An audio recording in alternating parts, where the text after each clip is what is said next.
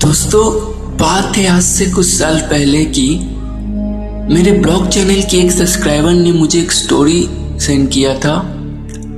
तो सबसे पहले कृति जी, मैं आपका धन्यवाद जनाता हूँ इस वंडरफुल हॉरर स्टोरी के लिए। कृति के पिताजी एक लोको पायलट थे। एक दिन अचानक एक वीरान जगह पे सिग्नल ना मिलने की वजह से उन्हें ट्रेन को रोकना पड़ा था। बहुत देर से ट्रेन रुकी हुई थी। लगभग आधे घंटे से ट्रेन वहां पे रुकी हुई थी। सिग्नल नहीं मिल रहा था।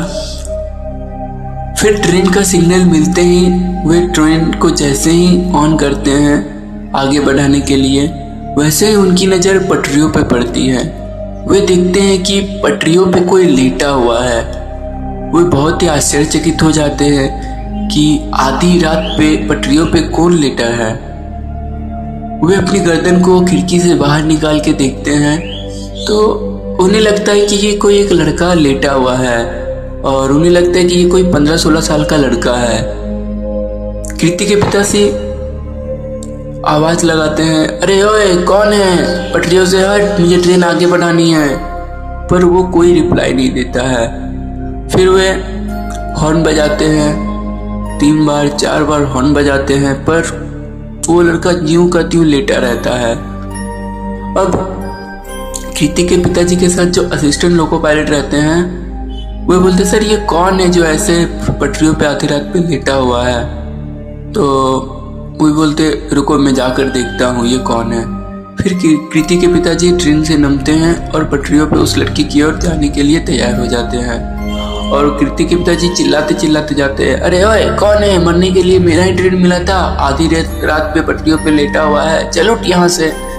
और ऐसे चिल्लाते वे उस लड़की के पास पहुंच जाते हैं। जैसे ही कृति के पिताजी उस लड़की के पास पहुंचते हैं वे लड़का झट से उठकर खड़ा हो जाता है और कृति के पिताजी उसे डांटने फटकारने लगते हैं कि पागल है क्या, आधी रात में तू यहाँ पे आके लेट गया है, मरना है तो दूसरी ट्रेन के पास में जाके मर, मेरा ही ट्रेन मिला था तुझे मरने के लिए।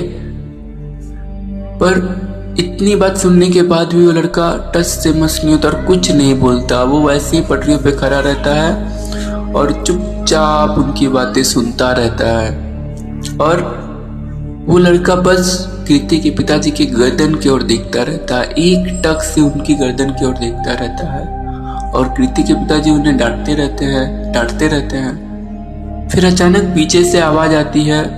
जो असिस्टेंट लोको पायलट रहते हैं वो चिल्लाते हैं, सर वापस आ जाइए, सर वापस आ जाइए। कृति के पिताजी पीछे मुड़ते हैं और कहते हैं, अरे रुको, इसे मैं ठिकाने लगा कर आता हूँ, इसे तब से बोल रहा हूँ तो इसे समझ नहीं आ रहा है। फिर जैसे ही वे सामने मुड़ते हैं तो वे देखते हैं कि वो लड़का उनसे काफी दूर चला गया है। कृति के पिताजी गुस्से में अब भी रहते हैं, वे उसे अब भी डांटना चाहते हैं, लेकिन बहरहाल बहुत लेट हो चुकी थी, उन्हें ट्रेन को आगे लेकर जाना था, इसलिए वो वापस मुड़ जाते हैं और ट्रेन पे जाके वापस बैठ जाते हैं। अब जो लोको पायलट रहता है वो उन्हें कहता है, अरे सर, आप जिसे डांट रहे थे, फटकार रहे थे, वो कोई इंसान या कोई लड़का नहीं बल्कि कुछ और ही था। तो कृति के पिताजी बोलते हैं, कुछ और ही था मतलब? बोला, सर आपने उसका पैर देखा नहीं, उसका पैर पूरा ही उल्टा था। अब कृति के पिताजी का पूरा होश उड़ जाता है और वो सोचने लगते हैं कि अरे जब वो भूत या प्रेत था तो फिर उसने मुझे कुछ किया क्यों नहीं, वो बस मेरी डांट फटकार को सुनता रहा। फिर उन्हें ध्यान आता है कि अच्छा, वो तो मेरी गर्दन की ओर एक टक देखते जा रहा था। फिर जब वो अपने गर्दन को टटोलते हैं तो वो पाते हैं कि वो एक बजरंगबली का लॉकेट पहने हुए हैं। फिर वो सोचते हैं शायद इसी लॉकेट ने आज मुझे बचा लिया, शायद बजरंगबली को देख के ही उसे दम नहीं हुआ कि वो मेरे शरीर पे हाथ दे और मुझे टच करने की वजह और मेरे से पीछे चला गया। तो दोस्तों, ये थी हमारी आज की स्टोरी। अगर स्टोरी अच्छी लगी हो तो हमारे चैनल को लाइक करिए, हमारे इस वीडियो को लाइक करिए, कमेंट करिए, शेयर करिए। अगर आपने चैनल को सब्सक्राइब नहीं किया है तो चैनल को सब्सक्राइब करके बेल आइकन को दबा लें। Thank you for watching.